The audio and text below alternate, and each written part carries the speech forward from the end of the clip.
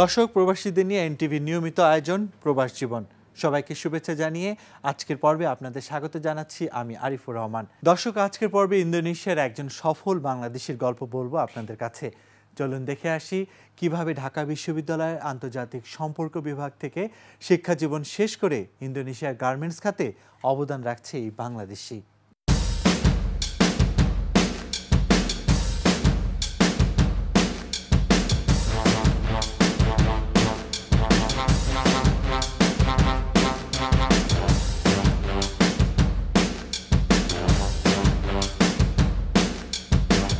প্রবাসী বাংলাদেশিদের নিয়ে সফল গল্পটা এবার ইন্দোনেশিয়ার সলো প্রদেশের প্রতিষ্ঠিত ব্যবসায়ী বোরহানুদ্দিনকে নিয়ে।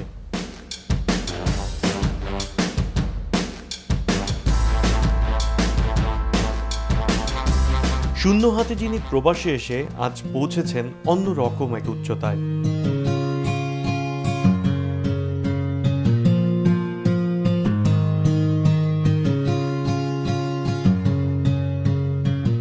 ডিপ্লোমেট হবার স্বপ্ন নিয়ে ঢাকা বিশ্ববিদ্যালয়ের আন্তর্জাতিক সম্পর্ক বিভাগে পড়াশোনা শেষ হলেও সেদিকে আর পা বাড়াননি তিনি।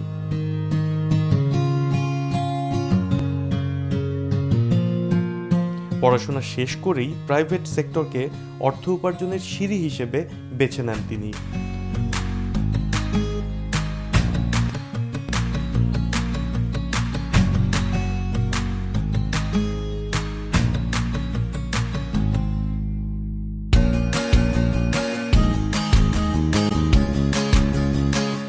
1994 সালের মাঝামাঝি ঢাকায় একটি গার্মেন্টস ফ্যাক্টরিতে শিক্ষানবিশ মার্চেন্ডাইজার হিসেবে কর্মজীবনের শুরু। আসলে আমি তো একটু ক্লাসে রেগুলার ছিলাম, এটা সবাই জানে, ইউনিভার্সিটিতে ক্যাম্পাসে সবাই জানতো। তো যখন আমাকে কোথাও পারমিশন দিচ্ছিল না পরীক্ষা দিয়ে, বা কারণ আমার পার্সেন্টেজ খুব কম ছিল, অ্যাটেন্ডেন্স কম ছিল, তখন আমি বিসিকে কনভিন্স করার জন্য বললাম যে, যখন আমাকে স্যার জিজ্ঞেস করলেন যে তুমি কেন ক্লাসে কমার্স, আমি বললাম যে আমি ও যখন অবসর থাকে, ওর ক্লাস শুরু হয় না, তখন আমার ক্লাস চলে, কারণ ও ছিল কমার্স ফ্যাকাল্টি, আমি ছিলাম আর্টস ফ্যাকাল্টি। ও যখনই ঢাকা থেকে ছুটির সময় কুমিল্লা যেত, তখন যাওয়ার সময় আমাকে বিদায় দেওয়ার সময় খুব কান্নাকাটি করত। মোহাম্মদ বোরহানুদ্দিনের জন্ম 30 মে 1965 আর জন্মস্থান চাঁদপুরের মতলব উপজেলার উদ্যমতি গ্রাম। পিতা মোহাম্মদ খলিলুর রহমান সাবেক সরকারি কর্মকর্তা আর মা নূরজাহান। 5 ভাই বোনের মধ্যে তিনি দ্বিতীয়। ইউনিভার্সিটি জীবনের দ্বিতীয় বছরে মার্কেটিং বিভাগের ছাত্রী তাহমিনা ফেরদৌসী রুমির সাথে সম্পর্কে জড়িয়ে পড়েন। অবশেষে 1995 সালে তার সাথেই বিয়ে হয়। স্ত্রী রুমিকে তার সাফল্যের পথে প্রধান সিঁড়ি বলে মনে করেন বোরহানুদ্দিন। আমি যতটা না দুর্বল মানসিকভাবে, বোরহান ততটাই অনেক শক্তিশালী। কখনো কখনো হয়তো আমি ভয় পেয়ে পিছু হটে যেতাম, কিন্তু বোরহান অলওয়েজ জীবনের প্রথম থেকে ও খুব চ্যালেঞ্জ নিতে পছন্দ করে।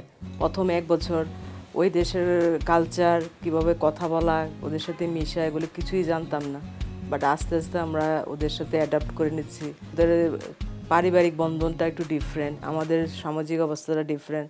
যেমন আমরা অনেককে নিয়ে থাকি, আমাদের যত কিছুই হোক, সমস্যা হোক, ওরা দেখা যায় কি আলাদা আলাদা থাকে, কিন্তু পারিবারিক বন্ধনটাও কিন্তু ওদেরটাও ভালো। তারপর দেখা যায় কি অনেক সময় ওরা সমস্ত সম্প্রদায়ের লোকেরা খুব সুন্দরভাবে বসবাস করে, যেটা আমাদের দেশে মাঝে মধ্যে আমরা হোঁচট খাই।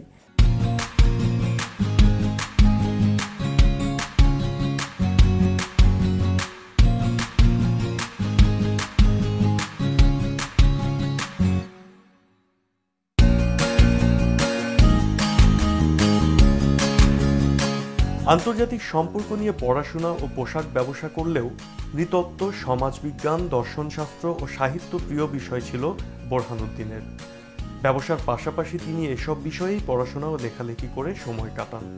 বিশ্বের প্রলম্বিত সার্বিক মানবিক ও সামাজিক বিপর্যয়ের প্রেক্ষাপটে প্রবন্ধ আকারে লেখা দ্য প্রবলেম অফ উইজডম নামে একটি বই অচিরেই প্রকাশ করতে যাচ্ছেন বোরহানুদ্দিন। নিজের সন্তানদের বাবা মায়ের কাছ থেকে পাওয়া শিক্ষাটা দেবারই চেষ্টা করেছেন তিনি।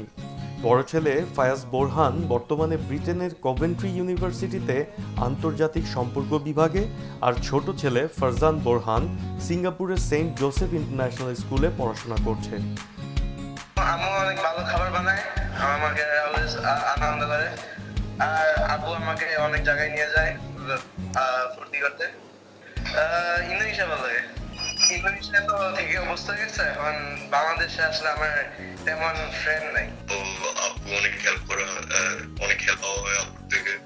আবার সাপোর্ট, সবকিছুতে সাপোর্ট পাওয়া। বাংলাদেশে রিক্সায় চলা অনেক মিস করি। এখানে তো অনেক ঠান্ডা ইউকেতে, বাংলাদেশে যে গরম ওয়েদারটা এটা আসলে অনেক মিস করা হয়।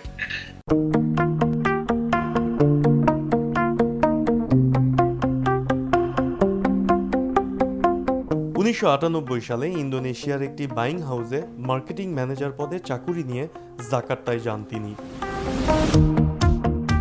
শুরু থেকেই দেশটিকে বেশ ভালোবেসে ফেলেছিলেন। সেখানকার মানুষ সদা হাস্যোজ্জ্বল, প্রাণবন্ত আর মন খোলা। সেখানে দারিদ্র আছে কিন্তু আপেক্ষিক দারিদ্রতা নেই, অভাব আছে কিন্তু মানুষের মুখে মলিন্য নেই, কষ্ট আছে কিন্তু গ্লানির কোনো ছাপ নেই, ক্ষুধা আছে কিন্তু হাহাকার নেই, পকেটে পয়সা নেই কিন্তু হঠকারিতা নেই। এরা ধনী গরিব নির্বিশেষে সবাইকেই সম্মান করে। সুযোগ সুবিধা বলে তেমন কিছু নাই, জাস্ট আপনার সবার সাথে সাথে আমিও ইন্দোনেশিয়ান এবং ইন্দোনেশিয়ানরা আমাকে ওদের দেশি মনে করে। একটা অনুভূতি ছাড়া আর কিছু না, ওদের কাছ থেকে আমি দেশি একটা অনুভূতি পাচ্ছি। নিয়ম নীতি আইন কানুন সবই মেনে চলে। রাস্তায় বিস্তর গাড়ি আছে এবং কিছু কিছু জায়গায় রিক্সাও চলে, কিন্তু রাস্তায় কোনো ট্রাফিক পুলিশ নেই, কারণ ট্রাফিক পুলিশের প্রয়োজনই পড়ে না। এসব দেখেই আকৃষ্ট হয়েছিলেন বোরহানুদ্দিন। ট্র্যাডিশনাল যে কালচার আছে সেটার সাথে আমাদের পার্থক্যটা খুব কম, তবে কিছু পার্থক্য তো ইদানিং আছে, যেটা হচ্ছে ইন্দোনেশিয়া অনেক অ্যাডভান্স হয়ে গেছে। আর এখানে আপনার ধরেন ইউরোপ, অস্ট্রেলিয়া, ওদের সাথে ওদের কানেকশনটা খুব বেশি, যার জন্য ওদের মধ্যে অনেক কিছু ওয়েস্টার্ন কিছু কালচার চলে এসছে। যেমন ধরেন একটা মুসলিম মেয়ে, সে ওয়েস্টার্ন কালচারটাকে সে অ্যাবজর্ব করলো, ফ্যাশনে করলো, চলন বলনে করলো, কিন্তু সে কিন্তু মুসলিম, সে 5 ওয়াক্ত নামাজ পড়বে, তার নামাজ কিন্তু বন্ধ হবে না।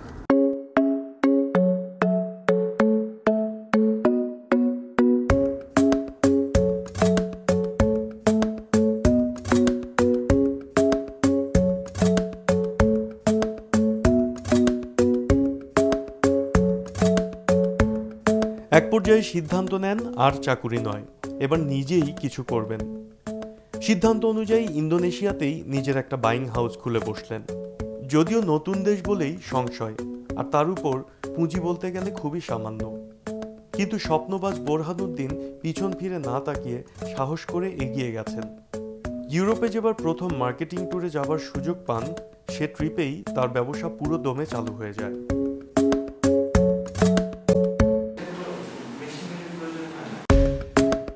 শুরু থেকে আমার ব্যবসাটা আসলে বাসা থেকেই শুরু। তো যদিও আমার এখন অফিস আছে, ফ্যাক্টরি আছে, তারপরেও বাসাতে আমি একটা অফিস রাখছি। সো আবার সকালে উঠে যাতে আমি সরাসরি কাজে এঙ্গেজ হয়ে যেতে পারি আর কি। আমার যে কম্পিউটারে যে স্টাফগুলো আছে ওরা গ্রাফিক ডিজাইনার্স, তো ওদেরকে আমি যে কনসেপ্টটা দিই যে আমাদের আসলে এখন যে অর্ডারটা আসছে সেই অর্ডার বায়ারের টাইপটা কী আছে, প্রত্যেকটা মার্কেটে একটা নিজস্ব ধরন আছে, ট্রেন্ড আছে, ওই অনুযায়ী ওরা আমাদেরকে বলে যে না ঠিক আছে এই কালার অ্যাপ্লিকেশনটা একটু চেঞ্জ করো। তো সেই অনুযায়ী আমি ওদেরকে ইনস্ট্রাকশনটা দিয়ে দিই যে এই ডিজাইনগুলো আমাদের নেক্সট অর্ডারের জন্য আসছে। কম্পিউটারে এটাকে ডেভেলপ করার পরে যখন আমাদের বায়ার জানায় যে হ্যাঁ ডিজাইনটা অলরাইট ঠিক আছে, তখন আমরা এটাকে প্রোডাকশন প্রসেসে চলে যাই। তো এই ডিজাইনগুলো আমরা কাগজে আগে ডেভেলপ করি, কাগজ থেকে আমরা ফিল্ম ডেভেলপ করি, ফিল্ম থেকে আমরা স্ক্রিন ডেভেলপ করি, সেখান থেকে আমরা গার্মেন্টসটার মূল কাপড়টা তৈরি করি।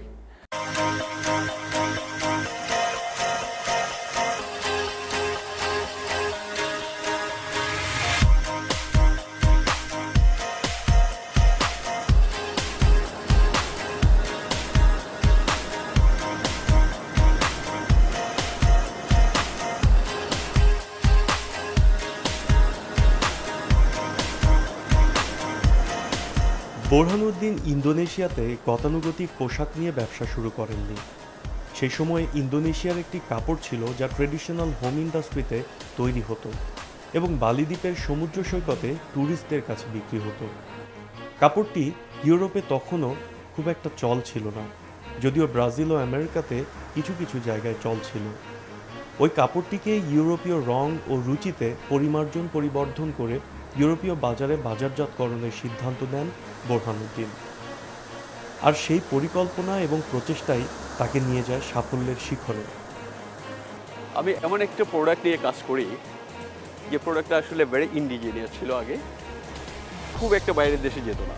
আমি বেসিক গার্মেন্টসের লোক ছিলাম, আমি বললাম না, আমি একটু এক্সট্রাঅর্ডিনারি একটা আইটেমে চলে যাই। তো সেই ইন্ডিজিনিয়াস আইটেমটাকে আমি ইউরোপের আমেরিকার টেস্টের ভিত্তিতে সেটাকে আমি মডিফাই করলাম। মডিফাই করার পর সেটাই মার্কেটে যখন নিয়ে গেলাম, it was like a hot cake. আমি একদম প্রথম যখন আমি প্রোডাক্টটা নিয়ে যাই কোনো ধরনের মডিফিকেশান ছাড়া, আমার প্রথম মনে আছে আমি নিয়ে গেছিলাম মিলানোর একটা ডিজাইনারের কাছে। তো সে প্রথম আমার প্রোডাক্টগুলো দেখে বললো যে তুমি এসছো এত দূর থেকে, শুধু আমার আর তোমার সময় নষ্ট করে দাও। সে আমার প্রোডাক্টগুলো ছুঁড়ে ফেলে দিল, বললো যে এসব প্রোডাক্ট এখানে চলবে না, these are Indonesians product, but are you sell in Indonesia. আমি খুব আপসেট হলাম, হোয়াট শি মিনস। আমি খালি হাতেই চলে আসলাম। আসার পরে আমার মাথাটা খুলে গেল যে আমাকে তো এটা ইউরোপিয়ান স্টাইলে তৈরি করতাম। ঘোরা শুরু করলাম ইউরোপের বিভিন্ন সিটিতে, তো দেখলাম ওরা কী ধরনের কালার পছন্দ করে, কী ধরনের মোটিভ পছন্দ করে, সেভাবে আমি কাজ করা শুরু করে দিলাম। তো যখন আমি দ্বিতীয় ট্রিপে ইউরোপে গেলাম, ইট ওয়াজ ফ্যান্টাস্টিক। করার পরে যেখানেই যাই আমার প্রোডাক্ট ওয়েলকাম ছিল। তো যার জন্য আমার সাকসেস আসছে, যেমন গ্রিস থেকে আসছে, ইটালি থেকে আসছে, স্পেন থেকে আসছে, ক্যালিফোর্নিয়া থেকে আসছে, মেক্সিকো থেকে আসছে। সো এখন মোটামুটি সব দেশে যাচ্ছে, এইসব দেশগুলোতেই সবগুলোতেই যাচ্ছে আমার।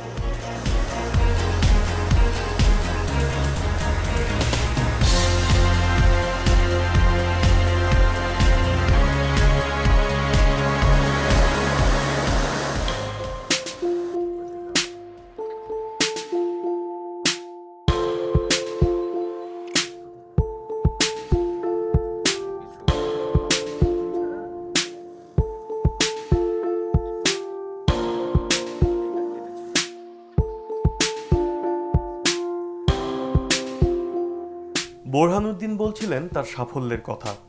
জানান কাপড়টি প্রথম থেকেই ইউরোপে বিপুল সারা জাগায় এবং ইউরোপের বাজারে অপ্রতিদ্বন্দ্বী হয়ে ওঠে। এদিকে ইন্দোনেশিয়ায়ও এই কাপড়ের এক্সপোর্টার হিসেবে শীর্ষে উঠে আসেন মাত্র 3 বছরের মধ্যেই। 2005 সালে ইন্দোনেশিয়ার অন্যতম বৃহত্তম বিভাগ এবং দ্বিতীয় বৃহত্তম পর্যটন শহর জোগজাকার্তায় এক্সপোর্টার হিসেবে শীর্ষস্থান দখল করে নেন। স্থানীয় দৈনিক পত্রিকায় ফিচার ছাপা হয় বাংলাদেশের সফল ব্যবসায় প্রতিষ্ঠান হিসেবে বোরহানুদ্দিনের কোম্পানির।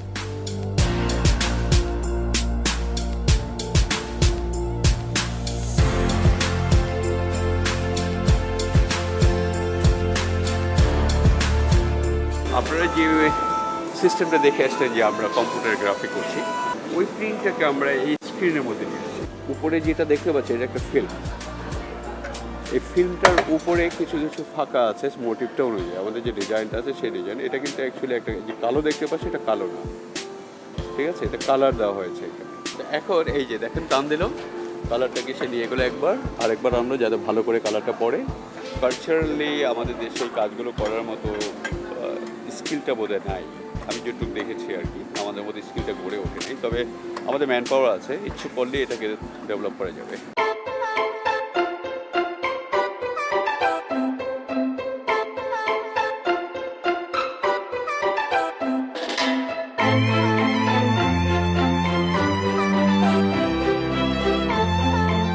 নিজের শখ না হয় পূরণ হলো, কিন্তু কত কত মানুষ যে জীবন সাঁতারে পাড়ে ভিড়তে চাইছেন, নিজের মাঝ থেকে তাগিদ পান তাদের জন্য আরো কিছু করার। তারুণ্যের শক্তির ওপর অগাধ বিশ্বাস তার। হতাশাকে ঝেড়ে ফেলে আত্মবিশ্বাস নিয়ে এগিয়ে গেলে তাদের কেউ যে বিফল হবে না, এমন সাহসের কথাই শোনালেন বোরহানুদ্দিন। নিজেও জীবনের শেষ ক্ষণ পর্যন্ত তরুণী থাকতে চান, কর্মব্যস্ত থাকতে চান, আরও এগিয়ে নিতে চান এই সমাজকে, সর্বোপরি দেশটাকে। এখানে ধরেন এটা মোটিভটা অলরেডি প্রিন্ট করা হয়ে গেছে, যে কটা কালার আমাদের অ্যাপ্লিকেশন করা দরকার সব হয়ে গেছে। এখন একটা কালার যেন আরেকটা কালারের মধ্যে ঢুকে না যায়, দ্রুত যাতে শুকিয়ে যায়, সেই জন্য এটাকে হিট দেওয়া হচ্ছে। ইন্ডাস্ট্রিয়াল প্রিন্ট অনেক সময় 2-3টা ওয়াশের পরে কালার উঠে যায়, ফেড হয়ে যায়, আমাদেরটা উল্টা ব্রাইট।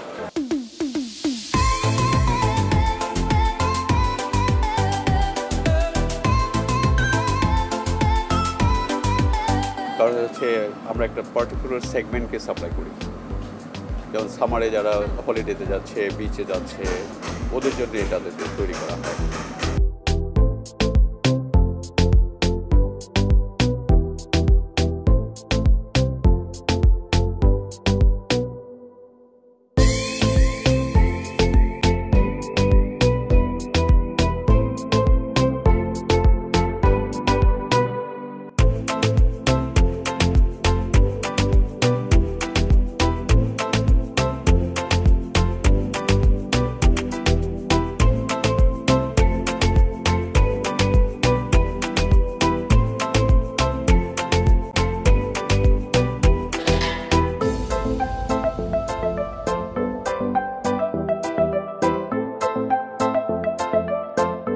দর্শক, আমাদের মাঝে উপস্থিত আছেন বাংলাদেশ জনশক্তি কর্মসংস্থান এবং প্রশিক্ষণ ব্যুরো পরিচালক ডক্টর নুরুল ইসলাম এবং চায়না বিজনেস অ্যাসোসিয়েশনের সাবেক প্রতিষ্ঠাতা president NK Dutta.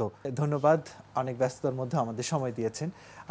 Doctor Nurul Islam, প্রথমে আপনার কাছে আসবো যে নিরাপদ অভিবাসন নিশ্চিত করার লক্ষ্যে আসলে সরকার কি কি ব্যবস্থা গ্রহণ করেছে? ধন্যবাদ আপনাকেও।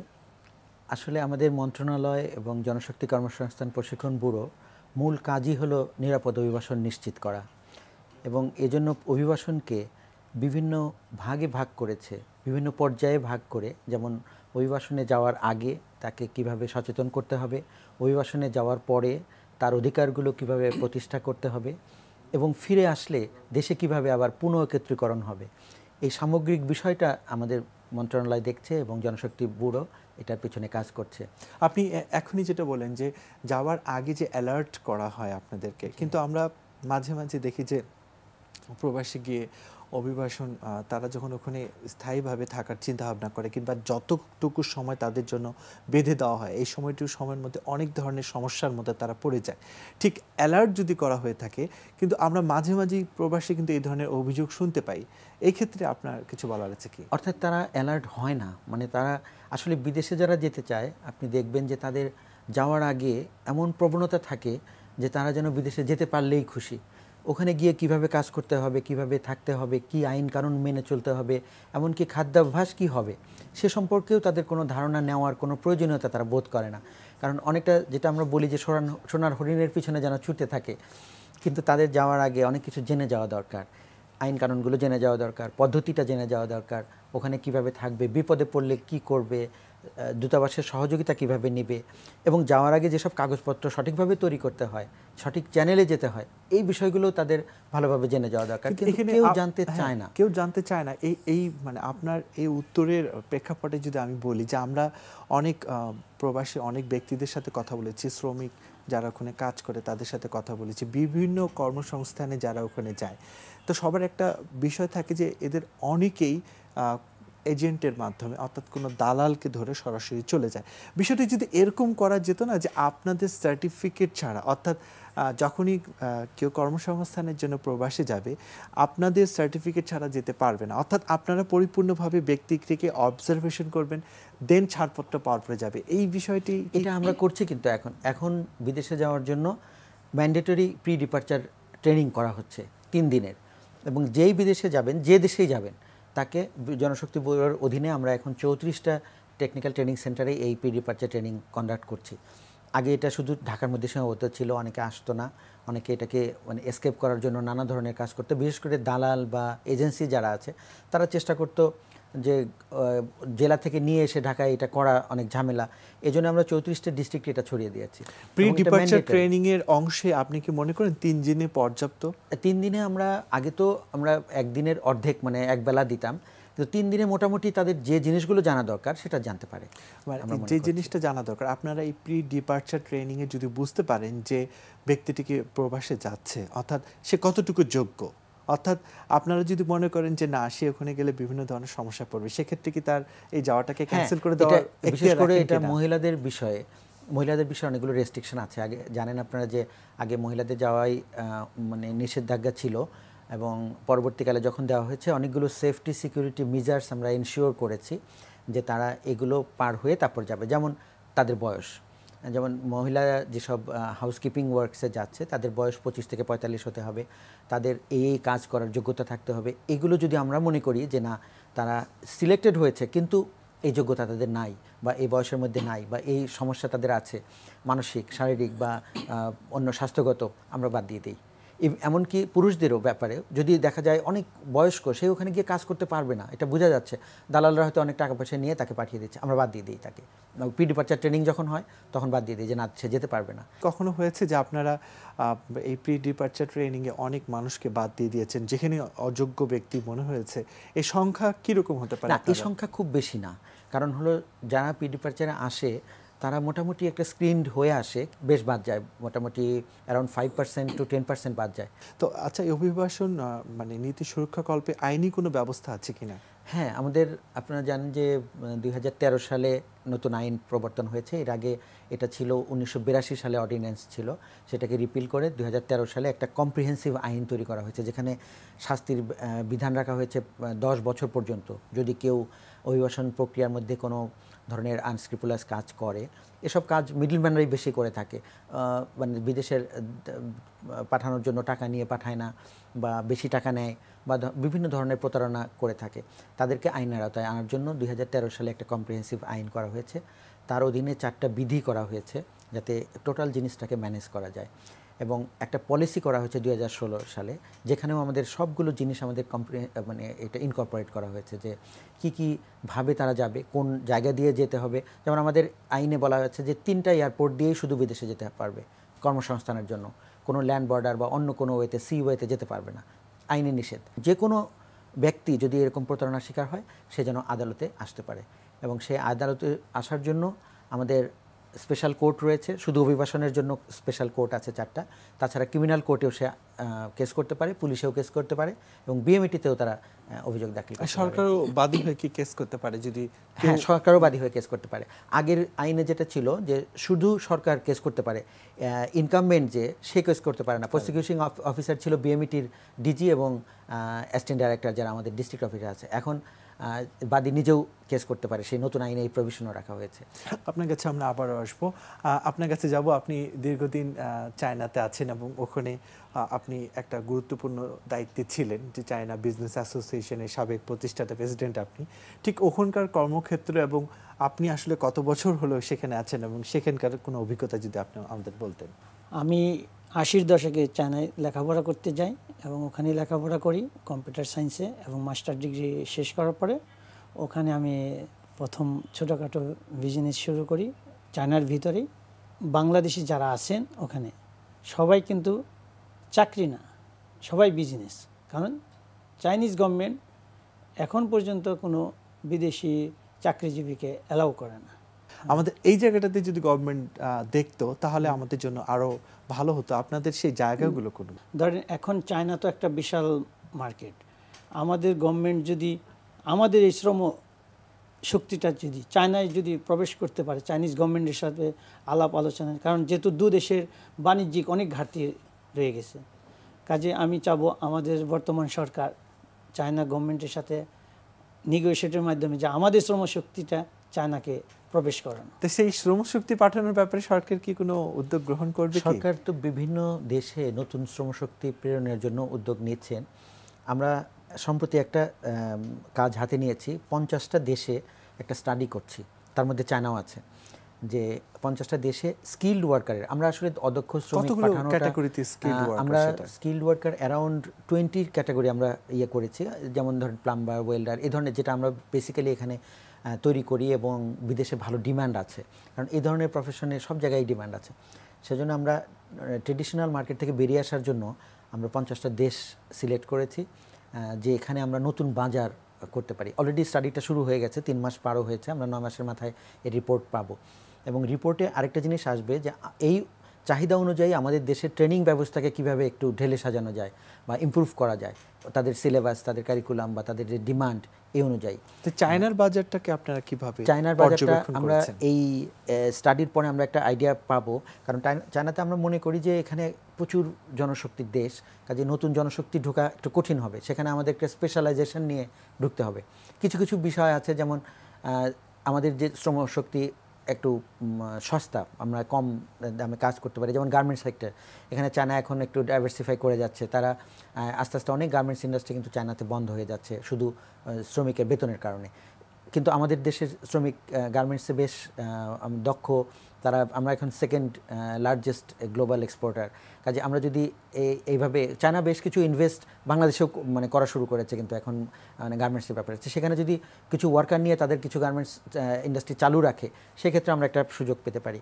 সেক্ষেত্রে কি আপনাদের এই সেক্টর মানে গার্মেন্টস সেক্টর ছাড়া আর কোন কোন সেক্টরে আপনারা পাঠাতে পারেন, এই বিষয়ে কি সরকারের সাথে কোনো রকম আমরা ওই স্টাডিটার পরে আমরা একটা কনফার্ম আইডিয়া পাবো যে ওই জায়গাগুলোতে কি কি সেক্টরে আমরা মানে আমরা ইন্ট্রোডিউস করতে পারবো। আমরা একটা কাজ করছি এখন, আমাদের যারা স্কিল ট্রেনিংয়ের সাথে জড়িত যেসব ডিপার্টমেন্ট, যেমন আমাদের বিএমইটিও জড়িত, তাদের টিচারদের আমরা চায়নাতে একটা ট্রেনিং দিচ্ছি। পাশাপাশি ওইখানকার যে ডিম্যান্ডগুলো মানে যে স্কিল লেভেলগুলো, এগুলো আমরা একটা রিকগনিশন করার চেষ্টা করছি যে ওই লেভেলে আমরা এখানে ট্রেনিংটা দিব। তাহলে হবে কি যে চায়নাতে আমরা মানে বাজারে ঢোকা আমাদের জন্য ইজি হবে।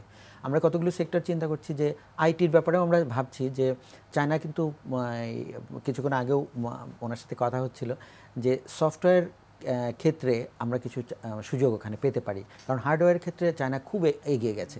তো পাশাপাশি যদি সফটওয়্যারের ক্ষেত্রে বাংলাদেশে বেশ কিছু সফটওয়্যার ইঞ্জিনিয়ার বা সফটওয়্যার প্রোগ্রামার এগুলো তৈরি হয়েছে, এই তাদের একটা সুযোগ আমরা ওখানে তৈরি করতে পারি। তাহলে সফটওয়্যারের ক্ষেত্রে কি সুযোগ রয়েছে বলে আপনি মনে করেন? কারণ আমাদের দেশের যারা ছাত্র মানে আমি যা দেখছি, যেমন আমরা যেমন চায়নায় তো কম্পিউটারের উপরে লেখাপড়া করছি, ওরা হার্ডওয়্যারে খুব আমাদের চেয়ে অনেক এগিয়ে, কিন্তু সফটওয়্যারে ওরা এখনও পিছিয়ে। যেমন ইন্ডিয়ার থেকে প্রচুর সফটওয়্যারের লোক চায়না যাচ্ছে, কিন্তু আমাদের দেশে থেকে এখনও যাচ্ছে না।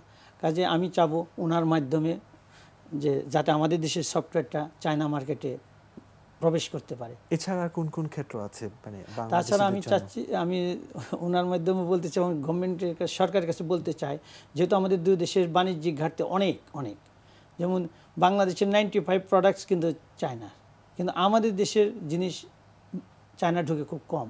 ওনাদের মাধ্যমে আমাদের প্রোডাক্ট যেমন ফল ফ্রুটস আছে, ফিশ যাইতেছে, তারপরে ভেজিটেবলস, তারপরে আপনার এই পটেটো, এইগুলো যদি আমরা চায়নার মার্কেটে প্রবেশ করতে পারি, এতেও কিন্তু আমাদের দেশের একটা ফরেন কারেন্সির আসবে। ওখানকার এডুকেশনে বাংলাদেশিদের জন্য কি সুযোগ সুবিধা আছে, বা বাংলাদেশিরা কেমন যাচ্ছে সেখানে পড়াশোনা করার জন্য? বাংলাদেশ থেকে প্রচুর যাচ্ছে চায়না লেখাপড়া। যেমন আমরা যখন গিয়েছিলাম তখন মাত্র 10 জন ছাত্র, এখন দেখেন প্রতি বছর মিনিমাম 300 থেকে 500 ছেলে চায়না যাচ্ছে।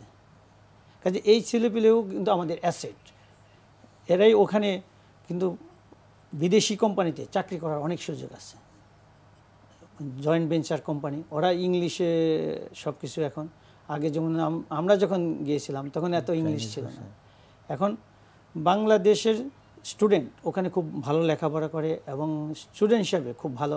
বাংলাদেশ থেকে যারা যায়, নেপাল থেকে যারা যায়, ইন্ডিয়া থেকে যায়, তাদের রেজাল্ট খুব ভালো, এবং ভালো ভালো কোম্পানি এগুলোকে নিয়ে নেয়। যেমন হুয়াওয়ে আছে, অনেক বাংলাদেশি তো হুয়াওয়েতে চাকরি করতেছে চায়নার ভিতরে, বাংলাদেশে না, চায়নার ভিতরে। আসলে অভিবাসন ব্যয় কমানোর জন্য সরকারের উদ্যোগ কি, এই বিষয়ে যদি একটু বলতেন। হ্যাঁ, এটা আসলে খুবই গুরুত্বপূর্ণ বিষয় যে আমাদের দেশের অভিবাসন ব্যয় এখন অনেক বেশি অন্যান্য দেশের তুলনায়।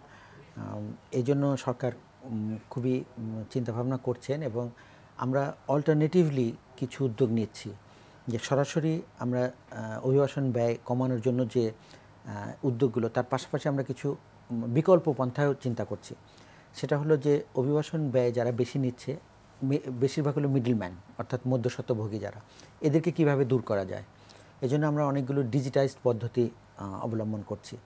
যে আপনারা জানেন যে আমরা স্মার্ট কার্ড চালু করেছি আগে, এবং সরাসরি যাতে এমপ্লয়াররা এমপ্লয়ারির সাথে যোগাযোগ করতে পারে এই ধরনের কিছু ব্যবস্থা নিয়েছে। এবং আমরা সচেতন করছি যে কোনো মিডলম্যানকে টাকা না দেওয়ার জন্য, যাতে অভিবাসন ব্যয় কমে আসে। কারণ অভিবাসন ব্যয়ের জন্য কি মিডলম্যান দায়ী? বেশিরভাগ ক্ষেত্রে মিডলম্যানরা দায়ী, কারণ তারা এখানে দেখা যায় যে এমপ্লয়ারের কাছ থেকে একটা ভিসা কিনেও নিয়ে আসে অনেক সময়, এবং তারা কিনে নিয়ে এসে এখানে একজনের কাছে বিক্রি করে, সে আরেকজনের কাছে বিক্রি করে, এইভাবে ব্যয়টা বেড়ে যায়। এমপ্লয়ার যদি সরাসরি নিয়ে নেয় তাহলে এই ব্যয়টা অনেকাংশে কমে যায়। সরকারের যে নীতিমালার মধ্যে যে ব্যয়টা আছে, এটা কি বাইরের দেশের যে ব্যয়টা, মানে অর্থাৎ আমরা অনেক প্রবাসীর যারা ওখানে কর্মসংস্থান করতে যায় প্রবাসী বাংলাদেশিদের কাছে শুনেছি যে পার্শ্ববর্তী দেশ নেপাল আছে, ভারত আছে, অথচ সেখানে অনেক মানে প্রায় 3 গুণ কমে তারা সরকারিভাবে একটা ভিসা পেয়ে যায়, বা বাইরে থেকে ভিসা আসলেও সেই মধ্যস্বত্বভোগী দালালদের কথাই আমরা বলি না কেন, এই ধরনের তৎপরতা তাদের মধ্যে সেভাবে নেই, মানে সেভাবে নেই। তো ঠিক একই রকমভাবে বলবো যে ওই দেশের সরকার অর্থাৎ বাইরের যে সরকার, আমাদের পাশের দেশের যে সরকার যে ব্যয়টা ধরে নেয়, ঠিক একই ব্যয় কি আমাদের যে ব্যয়টা, এটা কি সেম নাকি? মোটামুটি সেম। আমাদের পার্শ্ববর্তী দেশে যে সাধারণত সরকার কর্তৃক নির্ধারিত যে ব্যয়গুলো, সেটা আমাদের দেশের মতোই, কিন্তু মাঝে যে টাকাটা নিয়ে নিচ্ছে এটা মধ্যস্বত্বভোগীরা নিয়ে নিচ্ছে। এই জন্য ওদের যে নির্ধারিত ব্যয় আর আমাদের যে নির্ধারিত ব্যয় এক থাকছে না। এই জন্য সরকার যেটা করছে, আমরা বিএমইটি থেকে এবং আমাদের মন্ত্রণালয় থেকে যেটা করা হচ্ছে, যে আমরা কিছু অল্টারনেটিভ অ্যারেঞ্জমেন্ট করেছি। যেমন সৌদি আরবের সাথে আমরা মোসানের সিস্টেম, একটা সম্পূর্ণ ডিজিটাইজ সিস্টেম করেছি। প্রথমে মহিলাদের জন্য শুরু করেছিলাম, এখন পুরুষরা যাচ্ছে। এখানে কিন্তু জিরো কস্ট, মহিলারা কিন্তু একটা পয়সা দিয়েও যাচ্ছে না, একদম জিরো কস্ট, এবং আমরা এটা সাকসেসফুলি ইমপ্লিমেন্ট করতে পেরেছি। শুধু তাদের ফ্লাইট ভাড়াটাও তাদের দিতে হবে না, কিছুই দিতে হবে না, জিরো, একদম মাইগ্রেশন কস্ট এক্ষেত্রে একদম জিরো। বরং যারা মালিক তারা উল্টা টাকা দিচ্ছে, এখানকার এজেন্সি যারা প্রসেস করছে সেই টাকাটাও তারা দিয়ে দিচ্ছে করার জন্য, এবং প্র্যাকটিক্যালি এটা আমরা সাকসেসফুলি এটা ইমপ্লিমেন্ট করেছি। এবং তার পাশাপাশি এখন পুরুষদের যাওয়া শুরু হয়েছে, এবং এটাকে আমরা জিরো ইয়েতে নিয়ে আসবো। যেহেতু একটা সিস্টেম যদি আপনার কম খরচে দেওয়া যায়, তখন অন্যান্য সিস্টেমরা কিন্তু অটোমেটিক্যালি সবাই এখানে চলে আসে। যে মেগা সিস্টেম একটা আছে সৌদি আরবের সাথে, এটাও একই অবস্থায়। ইপিএস সিস্টেম যেটা আমরা সাউথ কোরিয়ার সাথে করছি, এখানে কিন্তু যেটা সরকার নির্ধারিত ব্যয় তার চেয়ে 1 পয়সাও বেশি দিয়ে কেউ যায় না, কারণ সাউথ কোরিয়ার সাথে গভর্নমেন্ট টু গভর্নমেন্ট আমাদের অ্যারেঞ্জমেন্ট, আমাদের বোসেলের মাধ্যমে যায়।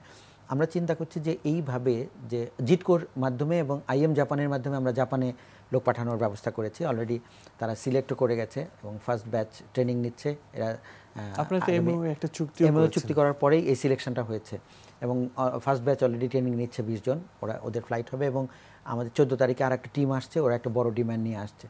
এখানে কিন্তু একদম জিরো কস্ট, এবং উল্টা তারা টাকা দিচ্ছে। গ্র্যাজুয়ালি এই জিনিসগুলো যদি আমরা এস্টাবলিশ করতে পারি, তাহলে অন্যান্যগুলো কমে যাবে। একটু মহিলাদের ব্যাপারে আসবো। সৌদিতে আপনি যে বিষয়টা, যে এই মিডল ইস্টে সবচেয়ে বেশি কিন্তু অভিযোগ আসে মানে মেয়েদের বিষয়গুলো নিয়ে, যে ওখানে নির্যাতনের বিষয়ে খবর আসে, পাশাপাশি বিভিন্ন ধরনের অভিযোগ কিন্তু পাওয়া যায়। তো এই অভিযোগগুলোর ব্যাপারে আপনাদের অবজারভেশনটা কি? এখানে যে জিনিসগুলো আমি পার্সোনালি দেখলাম, সেখানে যে অনেকগুলো বিষয় আছে। যেমন অনেকে বলছে যে খাবার দেয় না ঠিক মতো। আমি ইন্টারভিউ করে দেখলাম যে খাবার হয়তো দেয়, কিন্তু ভাত দেয় না, দেয় রুটি তারা খেতে পারে না, আগে তারা অভ্যস্ত হয়ে যায় নাই, এই জন্য কিছু সমস্যা। অনেকে বলতেছে যে আমাদের যে কাজের সময় এটা অনেক লম্বা, কারণ তারা তো 8 ঘন্টা মেনটেন করে না। এবং এখানে ডোমেস্টিক ওয়ার্কারের জন্য কিন্তু ইন্টারন্যাশনাল আইন এখনও হয়নি, সৌদি আরবেও হয়নি, আমাদের দেশেও এখনও এস্টাবলিশড হয়নি। এটা কেবল আইএলও কনভেনশন 189 যেটা হয়েছে, এটার উপরে ভিত্তি করে যদি আইন তৈরি হয় সবাই, মানে তখন হয়তো একটা কেস করা যায় ওই জিনিসটা নিয়ে। তারপরেও এখনও আইনটা হয়নি। তারপরেও আমরা ওদের সাথে যেটা চুক্তি করছি, এখানে আমরা 8 ঘন্টা লিখে দিচ্ছি যে 8 ঘন্টার বেশি কাজ করাতে পারবে না। গ্র্যাজুয়ালি এস্টাবলিশ হচ্ছে। আগে যে জিনিসটা ছিল তার চেয়ে অনেক ইমপ্রুভ করেছে এখন। আগে কিন্তু তাদেরকে কোনো প্রকার যোগাযোগ করতে দেওয়া হতো না, এখন চুক্তিতে আমরা লিখে দিচ্ছি যে মোবাইল ফোনে যোগাযোগ করতে দিতে হবে।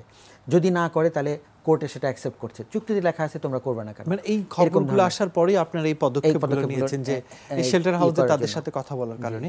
আচ্ছা, যখন কোনো গৃহ পরিচালিকার কাজে যখন কোনো মেয়ে যাচ্ছে বা কোনো একটা কর্মসংস্থানের জন্য কোনো মেয়ে যাচ্ছে, তাদেরকে কি সেভাবে অ্যালার্ট করা হয় না? সেখানকার খাবার, ভাষা, অ্যালার্ট করা কিছু আমাদের এখানে তাদের 1 মাসের একটা ট্রেনিং হয়। এটা আমাদের 34টা টেকনিক্যাল ট্রেনিং সেন্টারে, এটাও ম্যান্ডেটরি ট্রেনিং, সবাইকে এই ট্রেনিংয়ের মধ্যেই যেতে হচ্ছে। এখানে যেটা হয় যে অনেকে মানে কিছু মানুষ হয়তো এই ট্রেনিংটাকে এসকেপ করার চেষ্টা করে, মানে কোনোভাবে হয়তো অন্য ওয়েতে যায়, তারাই বিপদে পড়ে বেশি।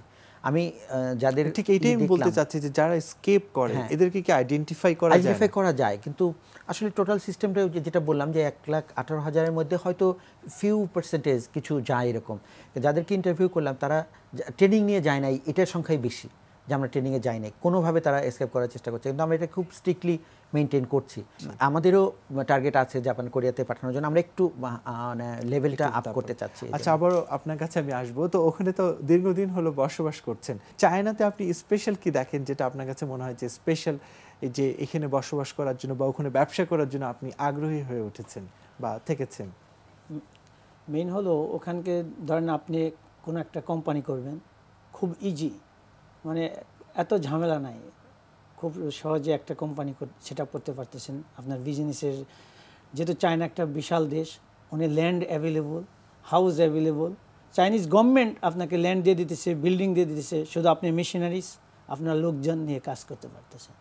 এটা হলো ব্যবসার একটা বড় ধরনের জায়গা, যে ওখানে আপনার এই সুযোগগুলো।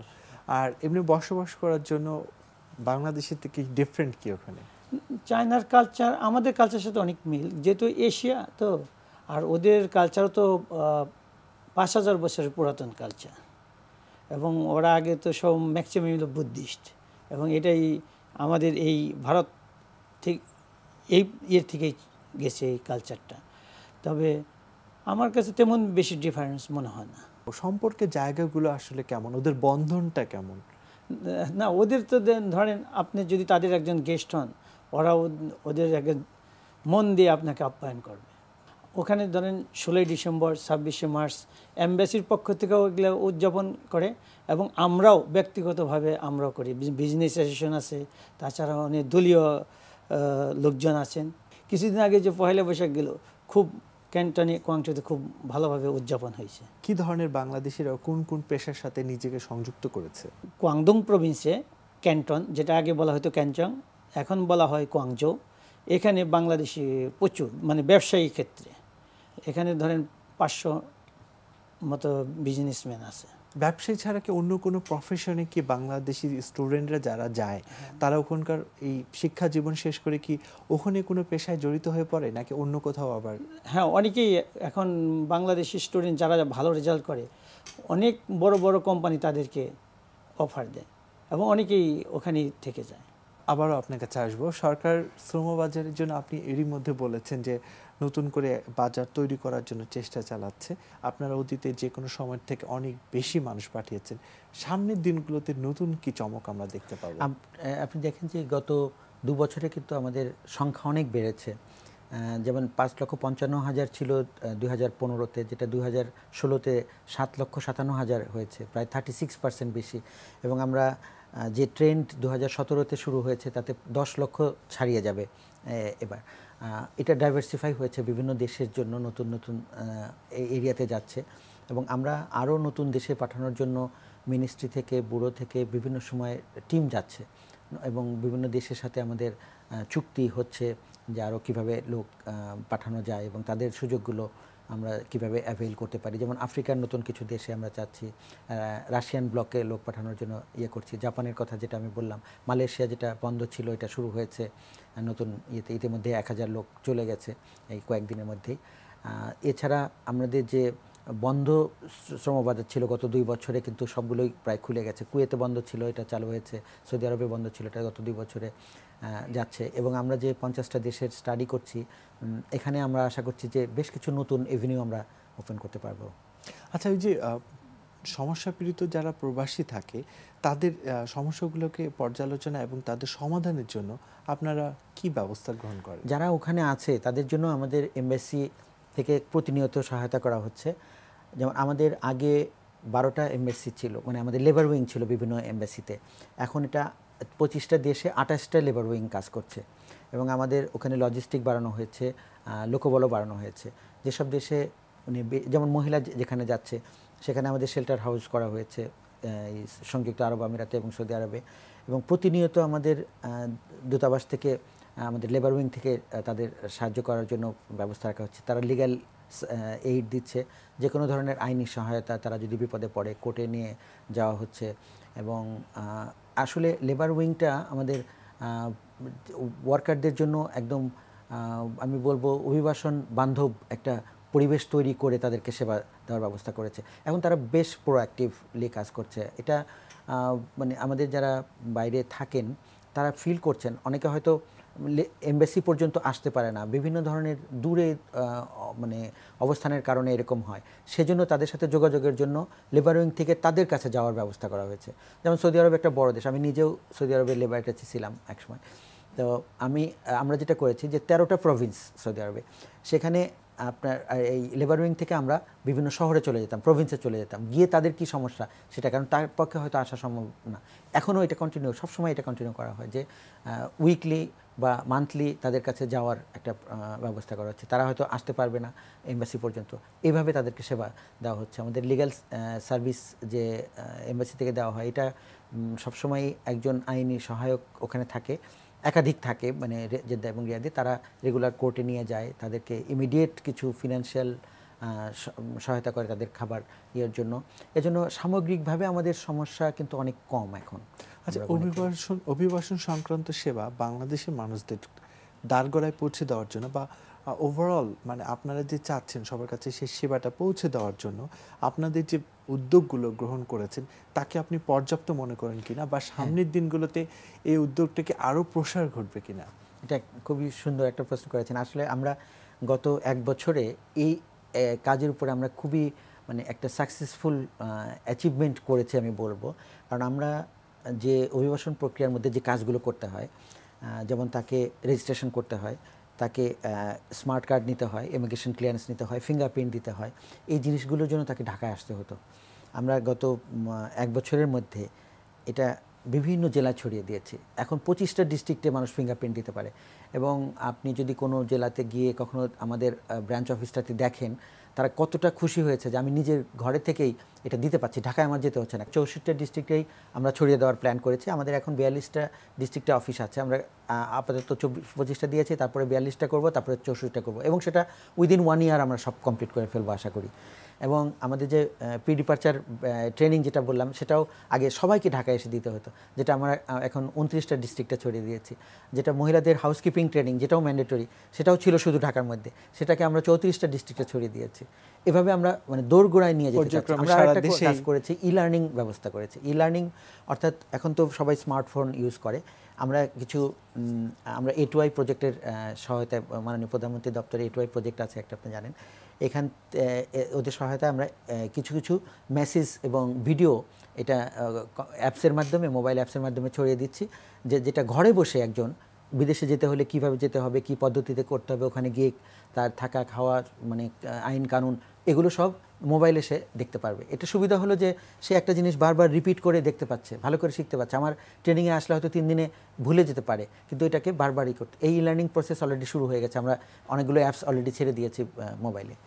নিঃসন্দেহে এটা অনেক প্রশংসনীয় একটা উদ্যোগ। আপনার কাছে শেষ প্রশ্ন করব, তারপর আমরা অনুষ্ঠান শেষ করে দিব। ঠিক বলবো যে আপনি ওখানে ব্যবসা করছেন, ওখানকার একটা বড় ধরনের আয়ের জায়গা থেকে আপনি বাংলাদেশেও মানে ঠিক আমি বলবো যে ওখানে যেভাবে করে আপনি বিনিয়োগ করেছেন, ওখানে একটা ব্যবসা প্রতিষ্ঠান আপনি দাঁড় করিয়েছেন, ঠিক একইভাবে দেশের জন্য আপনার কোনো স্বপ্ন আছে কিনা বিনিয়োগের ব্যাপারে? অবশ্যই, কারণ নিজের দেশ আর নিজের মা এক। কাজেই আমরাও যারা প্রবাসী থাকি তারাও সবাই, শুধু আমিও না, আমার মতো আরও অনেকেই বাংলাদেশে ইনভেস্ট করতে চাচ্ছে। এবং আমরা বাদেও দেখেন এখন বর্তমানে চাইনিজ অনেক কোম্পানি বাংলাদেশে আসতেছে, এবং বাংলাদেশ একটা সুন্দর জায়গা, ভবিষ্যৎ যেখানে আছে, যেখানে বাংলাদেশের জিডিপি এখন 7.05, ইভেন চায়নাও তার জিডিপি কিন্তু গত বছর 6.77। কাজে আমাদের দেশ অনেক উজ্জ্বলময়, ভবিষ্যৎ আরও ভালো হবে। আমি আশা করব শুধু আমিও না, আমার মতো আরও সবাই বাংলাদেশে আসবে এবং বাংলাদেশে ইনভেস্ট করবে, এবং দেশটি আমরা সামনের দিকে এগিয়ে নিয়ে যাব, এই প্রত্যাশায় আপনাকে আজকে অশেষ ধন্যবাদ। ডক্টর নুরুল ইসলাম, আপনাকে ধন্যবাদ, অনেক ব্যস্ততার মধ্যেও আপনি আমাদের সময় দিয়েছেন। দর্শক, আপনাদের বিভিন্ন প্রশ্ন পররাষ্ট্র মন্ত্রণালয়, প্রবাসী কল্যাণ এবং কর্মসংস্থান মন্ত্রণালয় এবং পাসপোর্ট অধিদপ্তরের কাছে কোনো প্রশ্ন থাকলে, পাশাপাশি কেমন লাগলো আমাদের আয়োজন জানিয়ে চিঠি লিখতে পারেন এই ঠিকানায়। প্রযোজক প্রবাস জীবন, NTV, BSEC ভবন, 7ম তলা, 102 কাজী নজরুল ইসলাম এভিনিউ, কারণ বাজার, ঢাকা 1215। আমাদের ইমেইলও করতে পারেন probasjibon@ntvbd.com এই অ্যাড্রেসে। আর অনলাইনে অনুষ্ঠানটি দেখতে ভিজিট করুন NTV অনলাইন www.ntvbd.com এই অ্যাড্রেসে। সবাইকে শুভেচ্ছা জানিয়ে আমি আরিফুর রহমান আজকের মতো বিদায় নিচ্ছি।